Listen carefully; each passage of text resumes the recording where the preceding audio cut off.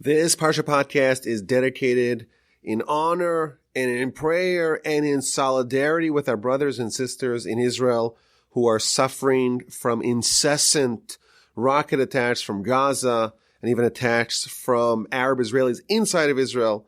Apparently today, and I'm recording this on Thursday, rockets were also launched from Lebanon, and Hamas is targeting the airports. And it's kind of a crazy thing, in 2021, Israel is an advanced economy.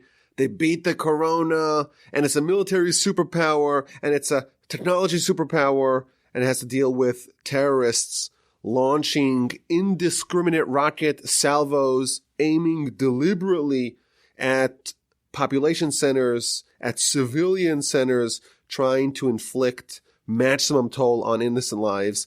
And we hope and we pray that the IDF is successful at striking out all the terrorists and their strongholds and their launch sites and their missile caches, and that peace and quiet and stability will be restored to the Holy Land. Now, next week is the Festival of Shavuos, and I want to let the audience know that on my other channel, one of my other channels, called This Jewish Life, which is a podcast channel that you can find in the same app that you're listening to the Parsha podcast, you can find also the other channel called This Jewish Life. I did 2 podcasts on Shavuos, including one on the book of Ruth that I highly recommend. And actually that one was also featured on the Parsha podcast. Give it a listen. You will not regret it. Now this week, I want to read a review that we got on iTunes.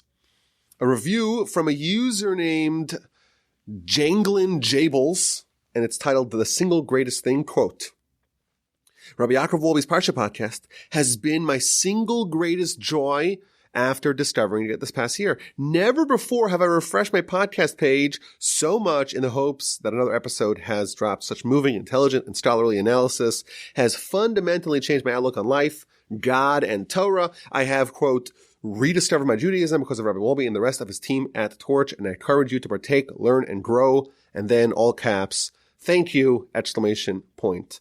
So, Janglin Jables, thank you so much for your effusive 5-star review. I deeply appreciate it. We have a brand new book, the book of Bamidbar, the book of Numbers. What an incredibly exciting day. We are embarking on the 4th installment of the 5 books of Moses, of the Pentateuch, of the Torah. And we are beginning with Parshas Bamidbar. And I think this Parsha is the Parsha that I underwent the greatest metamorphosis, the starkest change with. I used to think it was kind of a snooze fest. You're counting the people, how many tens of thousands of people in all the tribes, and the layout of the encampments of the 12 tribes, Judah with Issachar and Zevulun to the east, and Reuven and Shimon and Gad to the south. And then we count them again, dividing the nation to 4 quadrants, 3 in each direction. Each one has a particular flag, and they're flanking the camp of God, which is surrounded by the Levites, who are guarding the Tabernacle and the camp of God.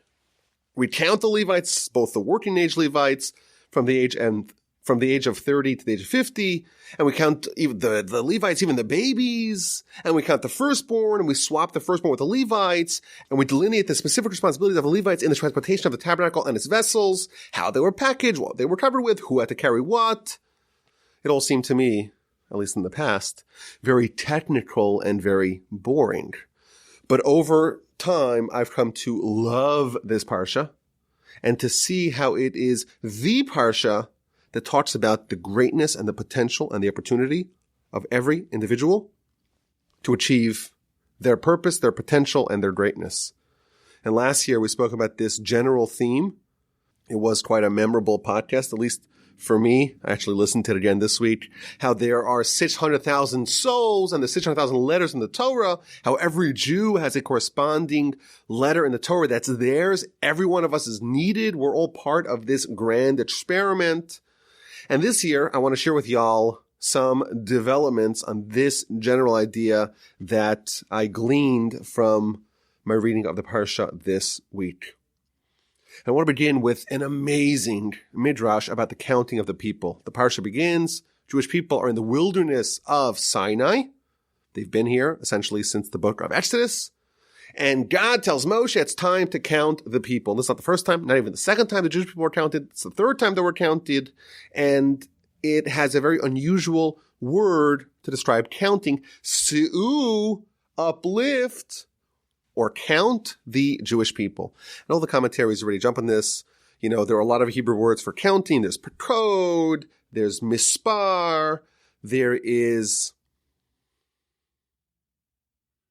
there are other words that could have been used, but the word se'u is unusual. So the Midrash, of course, points this out. Why does our Parsha, when it talks about counting the Jewish people, why does it use this unusual word that also means to lift or to uplift? Romemus Rosh, exalt the head of the Jewish people. Make great the head of the Jewish people, doesn't say. Rather, lift or uplift the head of the Jewish people, count them. What does this mean? So the Midrash says something fascinating. It says it's as if a person is telling an executioner, lift his head, i.e., decapitate him. When the Torah says, God tells Moshe, go uplift the head of the Jewish people, it means lift their head from their shoulders, decapitate them. Ain't that a downer? Continues the Midrash. The Almighty is giving us a hint over here. The Almighty is intimating something here. Why does it say, lift the head? And the Midrash says something very fascinating, an amazing find. The Midrash has a callback all the way to chapter 40 of Genesis, when Joseph was imprisoned. Remember that story?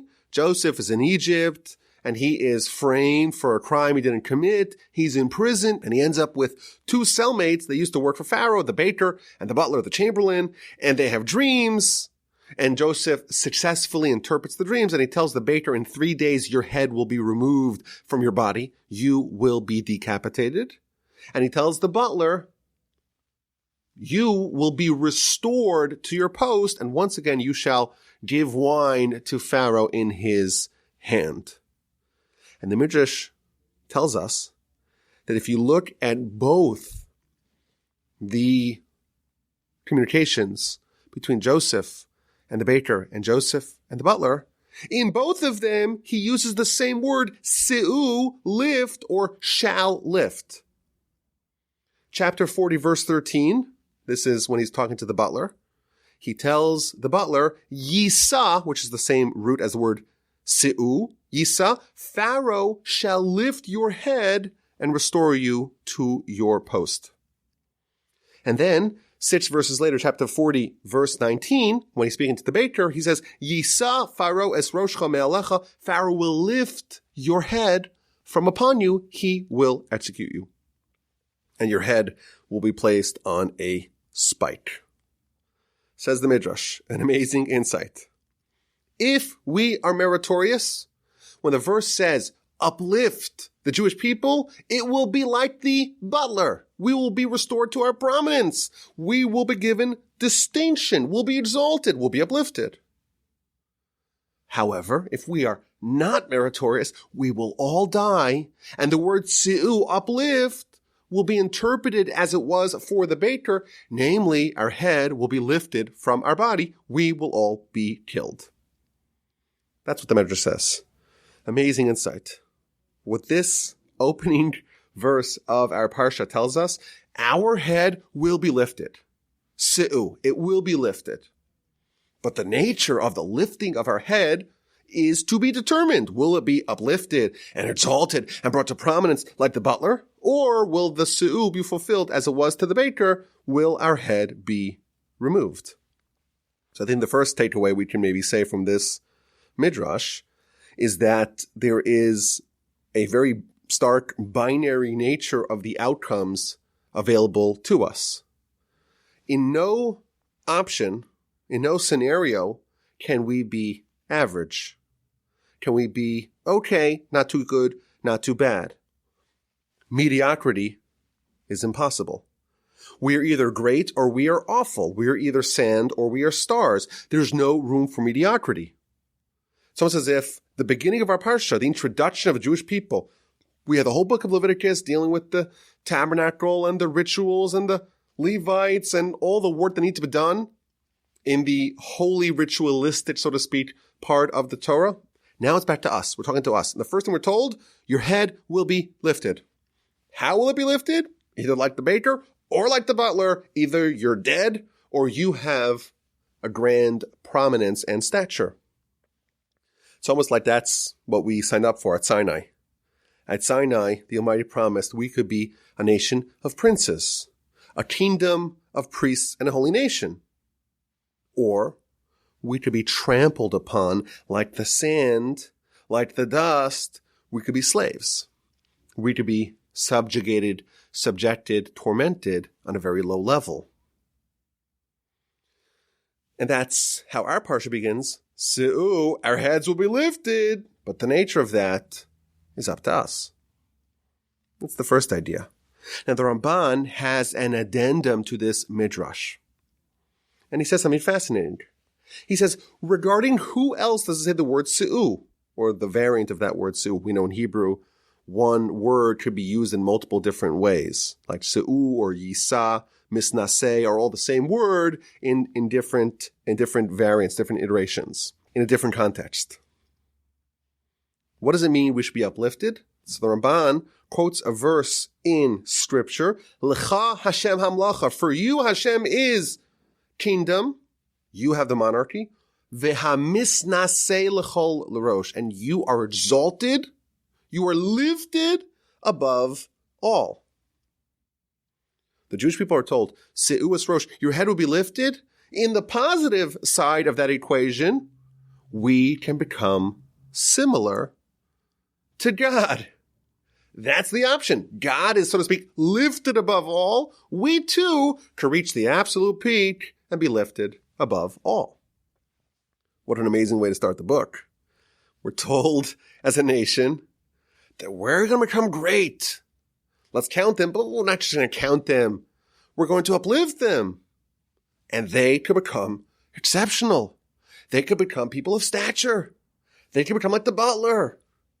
They could become godly.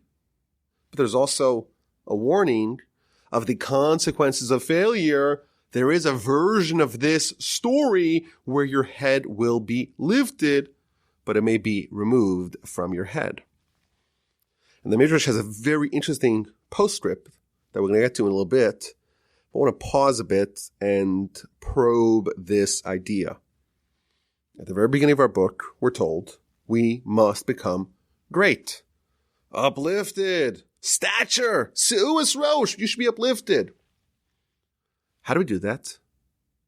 More specifically, as we mentioned in the past, this book is about every individual achieving their maximum, their potential, fulfilling their mission.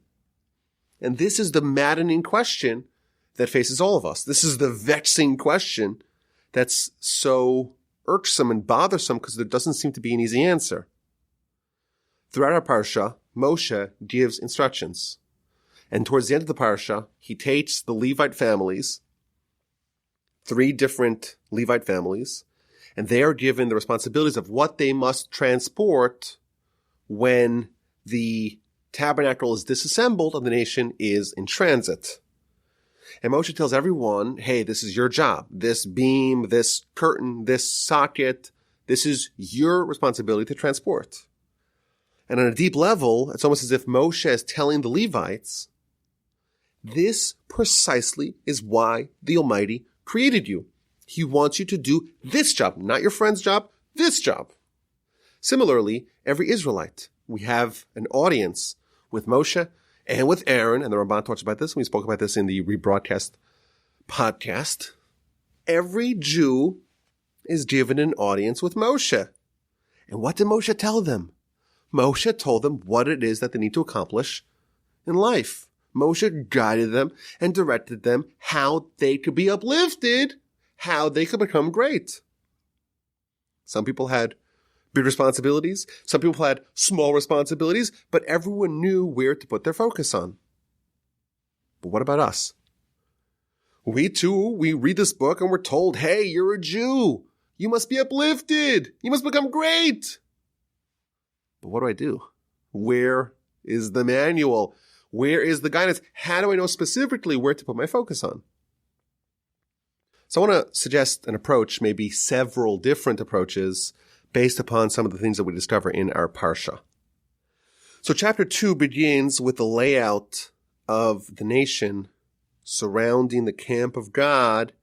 Every trio of tribes divided up into 4 different trios, 4 different quadrants, if you will, the north, the south, the east, and the west, surrounding the camp. And each one of them has a flag that symbolizes that particular set of tribes. Now, this is really a strange thing to be told about. A flag is nice, but what is the utility of this flag? What job did it do, and what significance is there for us? When we read about this thousands of years later, we don't really have a flag. Why is this significant? So Rashi says on the very basic level that each flag was of a distinct color that matched the color of that particular tribe's stone in the breastplate. And therefore, everyone knew where to go. You want to know where your people are? Maybe you go out, you're bike riding, you're gallivanting, having a good time. You want to go back home? How do you know where to go? Look up high for the flag, and that will guide you home. If that's all that flags were about, it would be a glorified signpost, a glorified placard. But of course, there is more. There's a very long Ramban, and even a longer Rabbeinu Bechaya that dig into the meaning and the symbolism of the flags. So again, there were 4 flags, and each flag represented 3 different tribes, and for each flag was broken up into 3 different parts, one for each tribe of the trio, and each one, or each part for each tribe had a different shade, a different color, and each one of them also had an image on each one of those sections, meaning that every flag, you have one flag for 3 tribes, but each flag is comprised of 3 different colors and 3 different images. So actually, the Rabbeinu Bechai actually goes through the 12 tribes and the color and the image. So Judah, it was the color of the sky, and it had a line in it, and Yisachar was the color, it was blue, and it had the sun and the moon on it, and Zvulun, it was white, and it had a boat or a ship on it, and Reuven was red with the jasmine, and Shimon was Yarok. I don't know what color that is. That's a big question. Maybe it's yellow or green. And that had the city of Shechem in it, and Gad was white and black, and it had a picture of a battalion in it, and Ephraim and Manasseh, it was onyx, it was black colored, and one of them had a picture of an ox, and one of them had a picture of an oryx. Benjamin had all the colors put together, and it had a ze'ev, which is a wolf, and finally Dan was sapphire colored with a snake. Asher was the color of light that was illuminated from a candle, and it had a picture of an olive tree. And finally, Naphtali was the color of wine with an image of a doe. Now, what this means is that each one of these flags symbolized your tribe, but more specifically, what your tribe excelled at. So these flags, we're told, they guide you as a member of that tribe to know what role your tribe plays in fulfilling the collective national mission. So in the epicenter of the camp, well, that's the camp of God. That's the tabernacle surrounded by the Levites. And these 4 quartets, or these 4 quadrants surrounding the camp, and these 12 tribes, each tribe had a different role to contribute towards the collective goal, and that was symbolized in the flag. Thus, in effect, when you looked at your flag, it told you 2 very important pieces of information. Number 1, it told you where you live.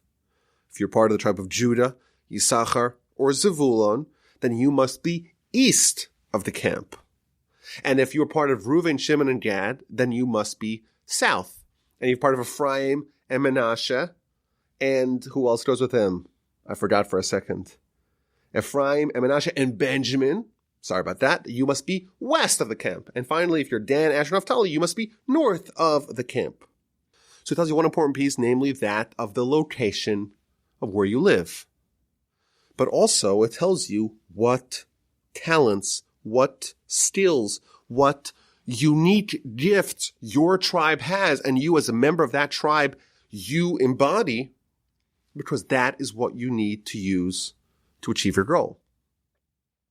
So perhaps we can suggest that even though today we don't have a prophet like Moshe who could tell us, hey, your job is to carry this beam, this curtain, this socket, or fulfill this particular goal, perhaps we can say that just as was the case with the flags, we can still get a little bit of divine guidance in these two areas, and we could look at where the Almighty placed us in life, what location we're in, what circumstances we have in our lives, what situation we're placed in, number one.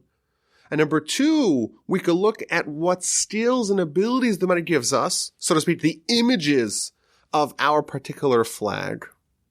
And those two can tell us what we're supposed to try to accomplish in life. The circumstances, well, who created that? That's God. That's where God placed you. You didn't choose to what family to be born into, to what part of the world to be born into. Of course, there are decisions that you made, and you can't blame them on God. But the general circumstances of your life, that is divine guidance. That is where your flag is placed. That's where you are encamped, and you're put there specifically for a reason, to accomplish a specific goal. The other part of your particular flag that you have is your strengths. See, discover, learn what your strengths are, and try to find a way to use your strengths in the particular location in which your flag, so to speak, is planted. Would you even say, today, the world is shrinking, regardless of what the real estate people tell us, location is less important. The world has shrunk thanks to the internet and thanks to mass communication. Essentially, your playground, if you will, is the entire world. Our job is to discover what skills we have and see how we can use them to fulfill, so to speak, the mandate that lies at the epicenter of the camp, namely, how to use them for God. This is the way to discover how we are going to be uplifted. We're told, Se'uas Rosh, every Jew must know you were here, you were put here to become great, to have distinction, to have stature, to be uplifted, and to avoid decapitation. How do you do that? By following the lesson of the flag, figuring out what skills you have, and trying to use those endowed skills that you got from God, the gifts that the Almighty gave you, use that to fulfill the grand national mission, or to contribute towards the grand national mission of our people. Idea number one. I want to suggest perhaps another approach, also based upon the flags. The Midrash says some astonishing things about the flags. So astonishing that if I just told you what the Midrash said and I didn't attribute it to the Midrash, you would say, this Walby guy is going nuts. I have to turn off the podcast. He's acting crazy. He's saying such nonsense. That's what you would have said had I told you what the Midrash said without attributing it to the Midrash. Here's what the Midrash says. The Midrash says that when the Almighty revealed himself to the Jewish people at Sinai, he had with him 22 legions of angels, and all of them were bearing flags. Quotes a verse in Song of Songs, Dagul mirvava. Dagul is the Hebrew word for a flag, and Revava is legions. And the Jewish people get a window into heaven, and they see the angels and their flags, and they begin to covet those flags. And they said, if only we too could have flags like the angels. And therefore, says the Almighty, okay, come to the wine cellar, if you will, which is a reference to Sinai. I'm going to give you the Torah. You are so covetous of the flags, I am going to fulfill your will. And therefore, the Almighty says to Moshe, go make them flags like they desired, like they lusted after, like they coveted. That's what the Midrash says. But if you read it very carefully, something very perplexing emerges. The way the Midrash structures what happened was that we saw the flags and we coveted the flags. And we said, we want those flags. And the man says, okay, I'll enable you to have those flags by giving you the Torah. The way the Midrash structures this idea, it's not that, oh, we got the Torah, and as like an addendum, on top of that, we got the flags. No, we wanted the flags, and to facilitate the flags, we got the Torah. Which is just a crazy thing. The Torah was there to enable the flags. It definitely puts the flags and what they represent in an entirely new light. There's another Midrash talking about flags. And it says that the Almighty loves us so much that He made us flags like the ministering angels. So we should be distinct like them. Moreover, it's a sign of love between us and God. It symbolizes that we are forever loyal to Him. It quotes another verse. This is also from Song of Songs. Vidiglu alai ahava. Diglu, again, for the word of dega, which means a flag. We're flagging, so to speak, God with love. And He brings us to the house of wine.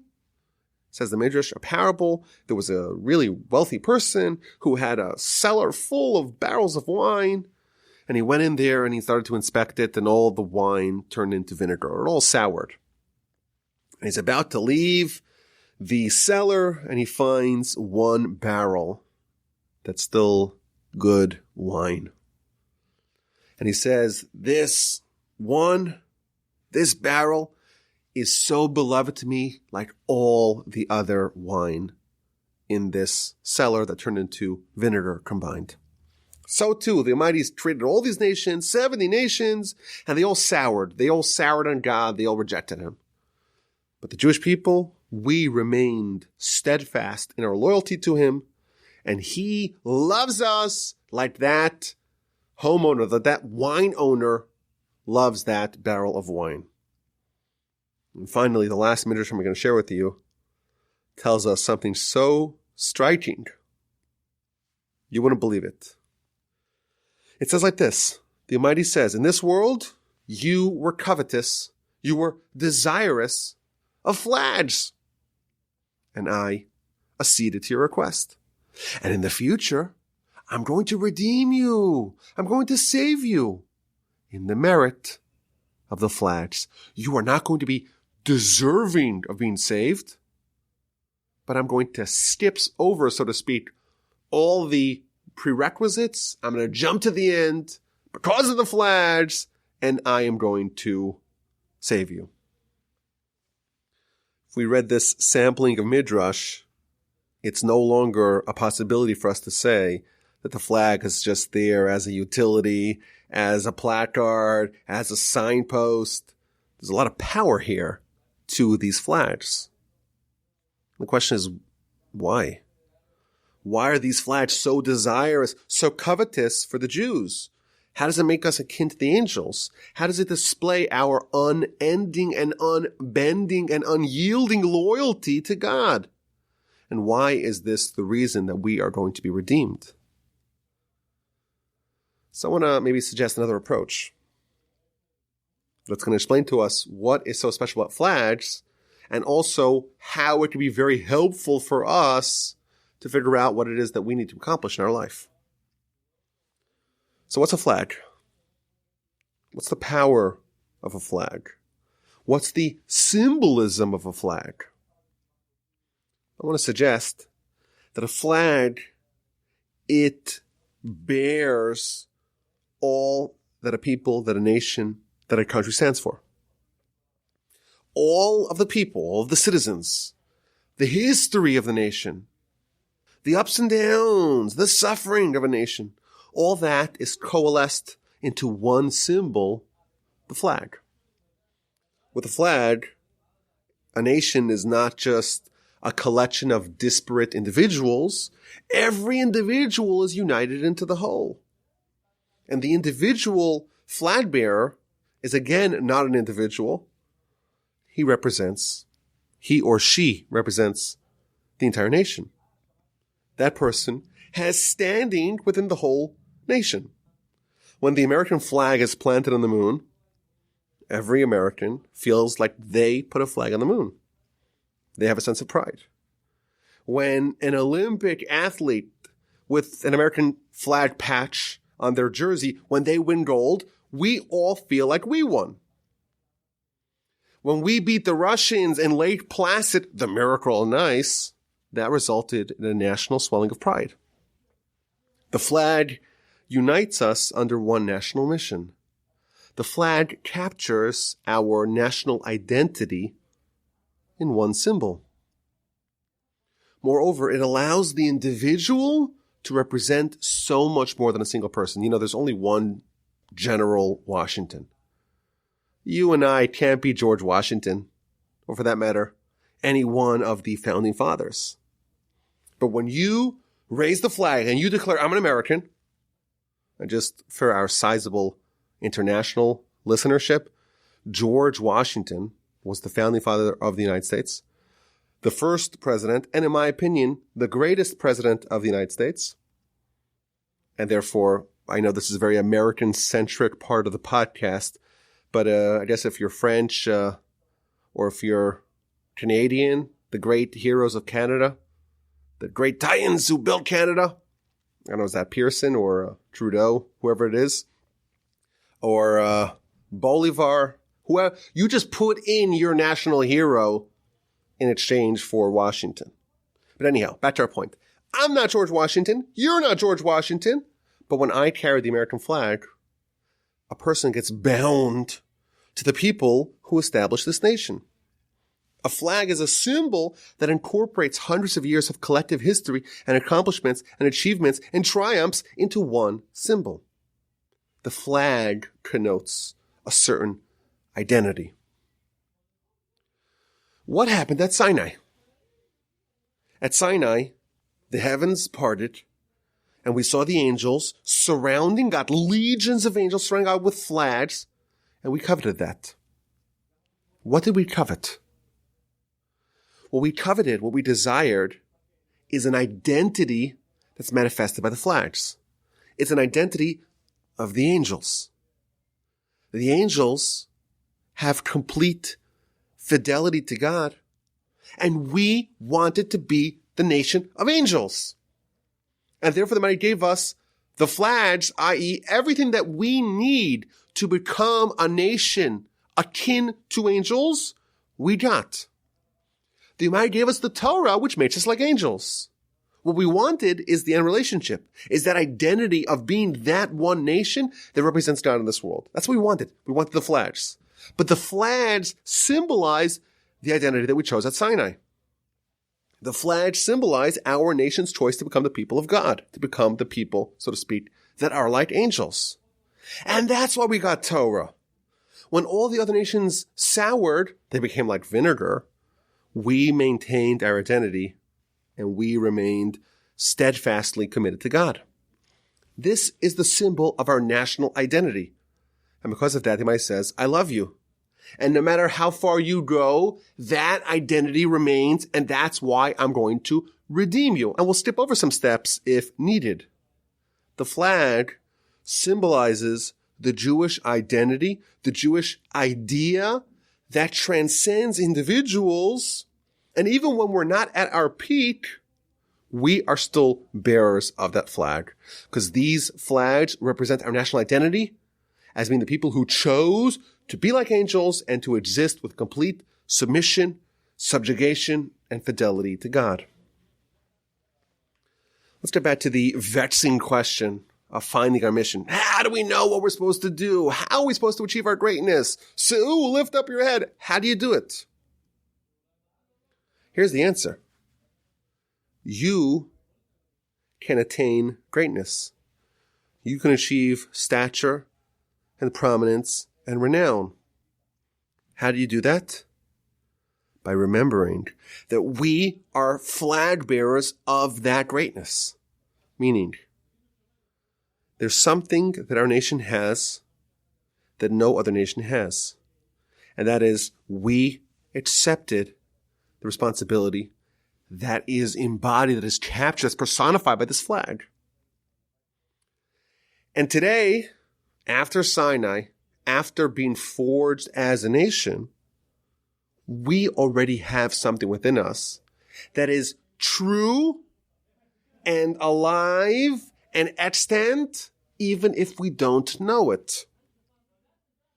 And our greatness is not something that we achieve, that we get as if it exists outside of us. The truth is, our greatness is baked within us. It's the flag, so to speak, that our nation embodies. And maybe we lose it over time. Maybe we forget about it over time. But the Almighty promises, this is why I'm going to redeem you. Today we don't have flags. But what the flags represent is still present.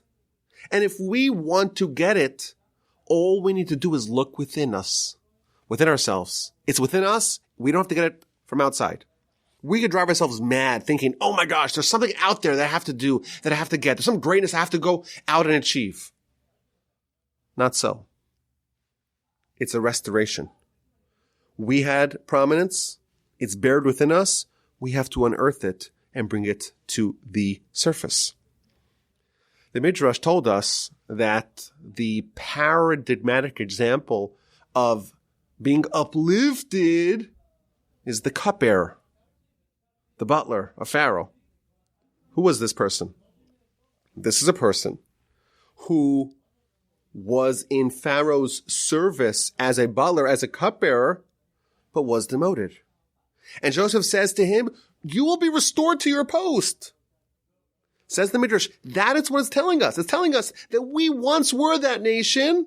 Maybe we lost it, but we will once again attain that stature that we had because we had it and we're just going back to where it was.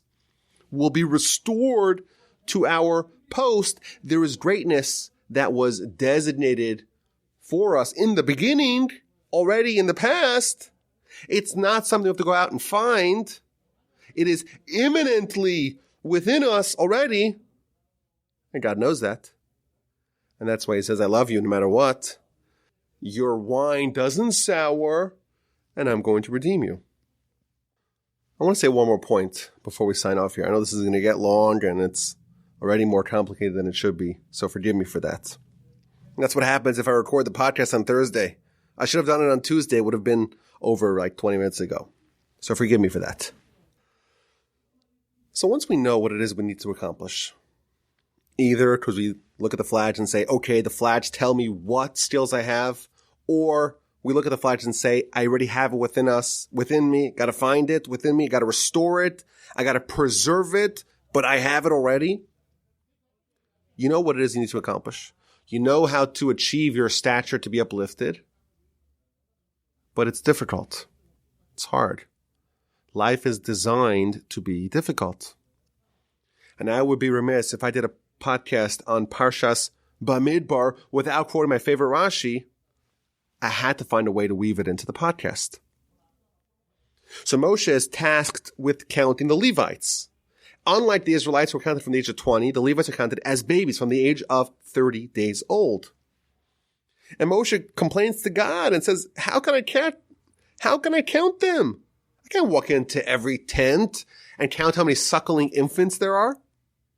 And God responds to him, Aseh ata shelcha, you do your job and let me do my job. And Moshe went and counted as many people as he could, and the people that he couldn't do, God filled the gap, and God told him prophetically how many babies there were in that tent. I think once we establish point number one, that we must become great, and point number two, how to discover what it is that we need to do, we have to go to point number three. And that is that there's a critical aspect of achieving our greatness, and that is to know that we have God on our side. It's not us as an individual, a man with a mission. It's a man with a mission, a man or a woman with a mission. But you have the Almighty and the full force of the Almighty's help to aid you. And you have to do your part. And don't worry about God. He will do his part. If it's impossible for you to do, that means that you have to do whatever's possible, and whatever's impossible, that's not your job. That's God's job. You do your job and don't worry about him. If you do your job, he will do his. Once you are given a task, once you're given a job, it is eminently doable because there are parts of it that you can do, and there are parts of it that you cannot do, but you must do your part and let the parts that you cannot do be done by God. He is your wingman. He's there to help you. And if you forget that, and you think that it's you or me, and the strength of your hand, and that's what's accomplishing this, then you are doomed. Because inevitably, there's going to be parts of your mission that are going to be impossible for you to do. And on that, Rashi tells us, our Parsha tells us, we have to do our job and not God's job. Leave that to him. But if you think it's all on you, then when you encounter insurmountable problems, you give up, you forfeit, you flounder. Because after all, it's impossible. So part of this idea that we are flag bearers is to recognize that God is on our side. And we need to know that we only need to do our job and not his job. Let's get back to the Midrash. Remember I told you there's a postscript at the Midrash. There's an addendum to the Midrash. Here's the addendum. The Parsha tells us, count the Jewish people, se'u, uplift them. What does that mean, says the Midrash? It's one of two things. Either you're going to have prominence and distinction and stature, or your head will be removed from you. You'll be decapitated. What actually happened to the people involved, the people who were counted? Which one of those options did they end up with? Says the Midrash.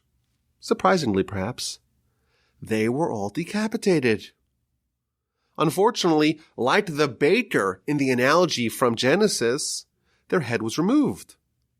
And the reason is because every single one of these people who were counted, with the exception of just two people, Joshua and Caleb, with the exception of those two people, every single person who was counted, every Israelite that is, because the Levites weren't counted till later, every Israelite that was counted actually died in the wilderness and did not make it to the land of Israel.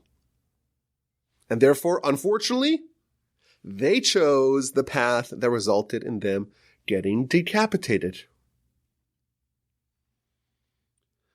I think if we study this story, we'll discover something fascinating. They were decapitated. They ended up dead in the wilderness. They did not make it to the promised land, to the Holy Land, to the land of Canaan, the land that we today call the land of Israel. Why did they deserve that? Why were they condemned to all die in the wilderness? Why were they decapitated? What was the sin that triggered that, if you remember? We're going to read it in a couple of weeks. It was the sin of the spies. Moshe sends a bunch of spies, one from every tribe, to go scout out the land, and they come back with a damning report, and everyone freaks out. We cannot conquer the land. It's impossible. The cities are so fortified, the people are so strong, their military is much mightier than ours. And everyone starts crying. Let's go back to Egypt. What's going to be? And says the Almighty, they went, scouted out the land for 40 days. For every day, they're going to be punished with 1 year in the wilderness. 40 days scouting out the land will result in 40 years wandering in the wilderness. So why were the Jews condemned to die in the wilderness? It was precisely because they forgot this lesson. They forgot the credo, the mantra, the motto, do your job and don't worry about God's job. Aseh atat shelcha, you do your job.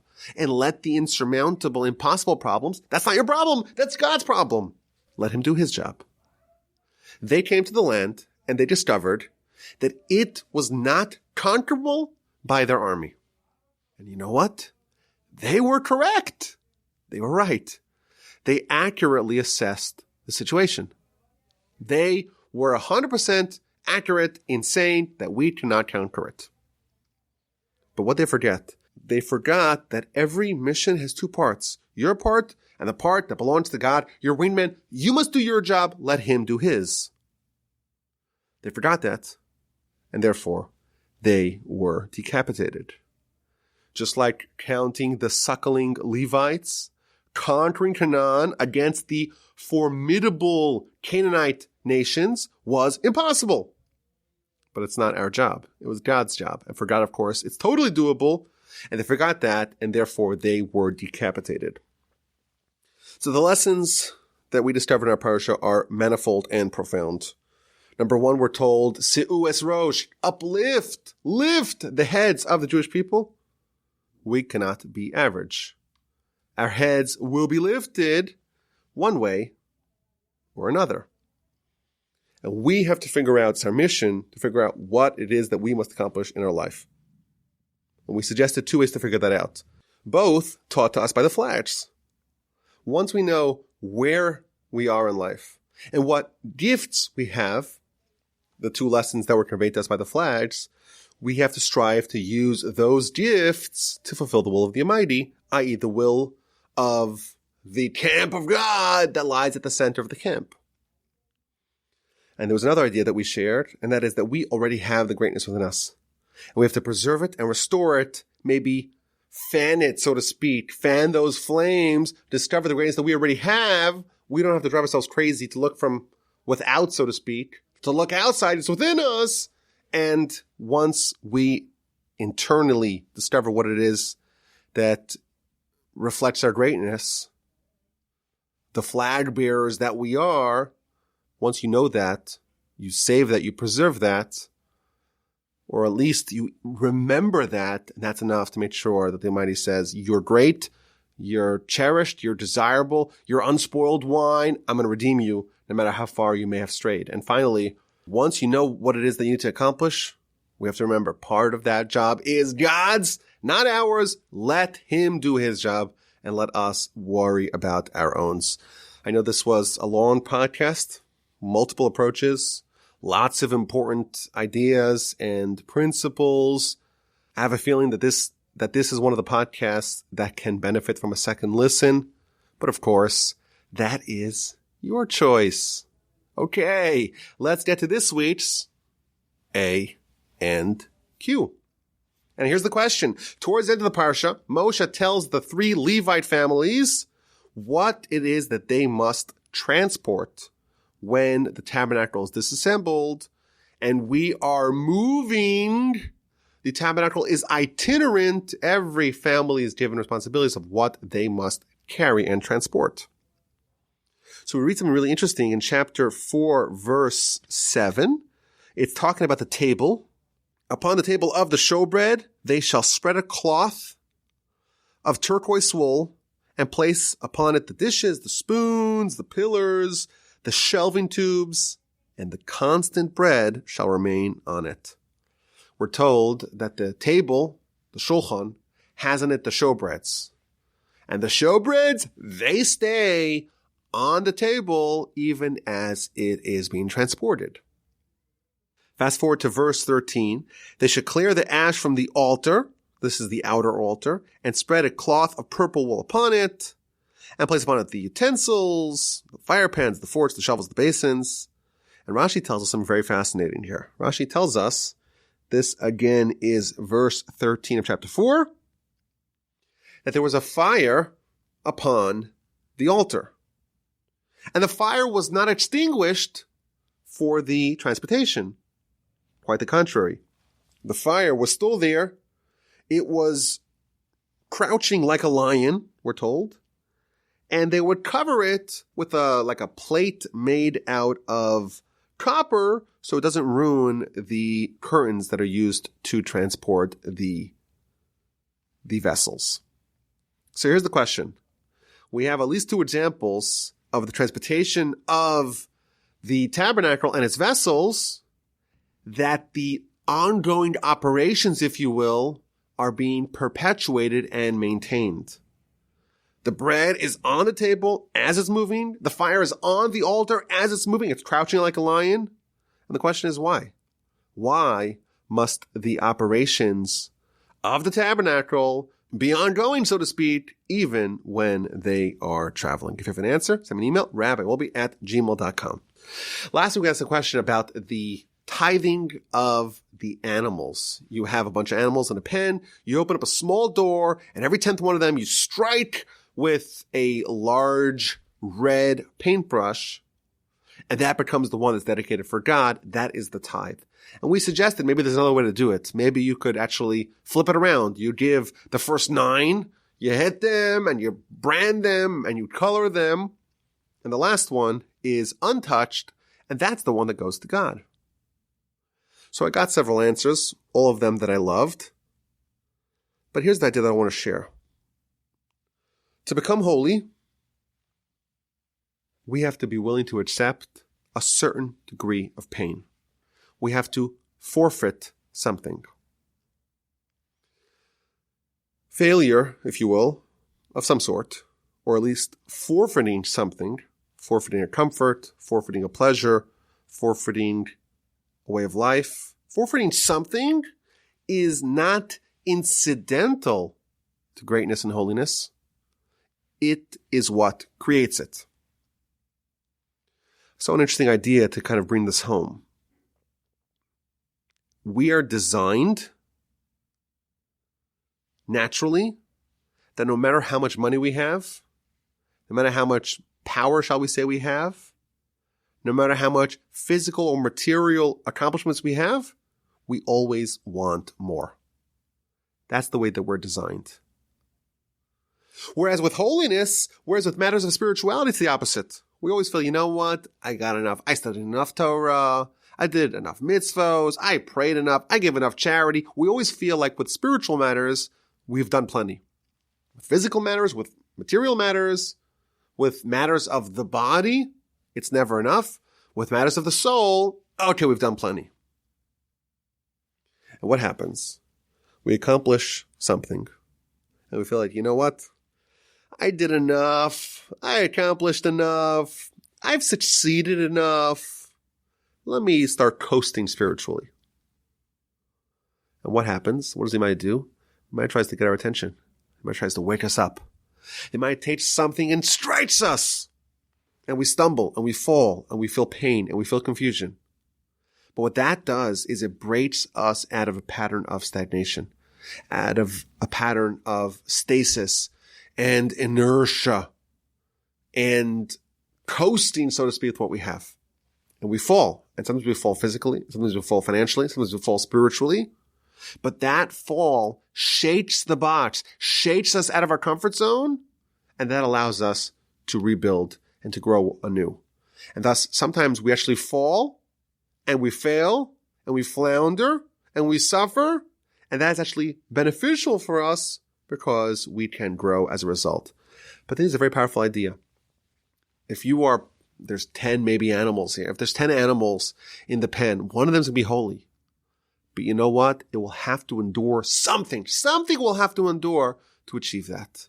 And the people, or the animals, shall we say, in the proverbial example, the ones that don't endure anything, if you go through life and you feel no pain and no resistance, I hate to say it, but you're never going to become great. Almost proportional to how much toil and investment and pain we're willing to endure, that is the degree of holiness that we attain, of greatness that we attain. And by the way, this is not only with matters of spirituality, in everything in life. No pain, no gain, if you're not covered in red, shall we say, proverbially. If you haven't invested a lot, if you haven't endured some pain, you will not achieve greatness. I thank you for listening. I'm sorry it went long. Sorry it's coming out late. It's Thursday already. Trying to get this done. Never get it done. I tried to do it usually on Tuesday or Wednesday. Pray for me next week. Hopefully, please God. Well, actually, next week is Shavuos. So next week, Monday and Tuesday are days with no work. It's Shavuos. So I definitely will not be recording it on Tuesday. Please God, hopefully we'll be able to do it on Wednesday. But thank you all for listening. This is Rabbi Yaakov Wolbe coming to you from the Torah Center in Houston, Texas. I thank you for listening. Have an amazing Shabbos. Best regards. Take care. Send me an email, rabbiwolbe@gmail.com. And I look forward to speaking to you, please God, next week.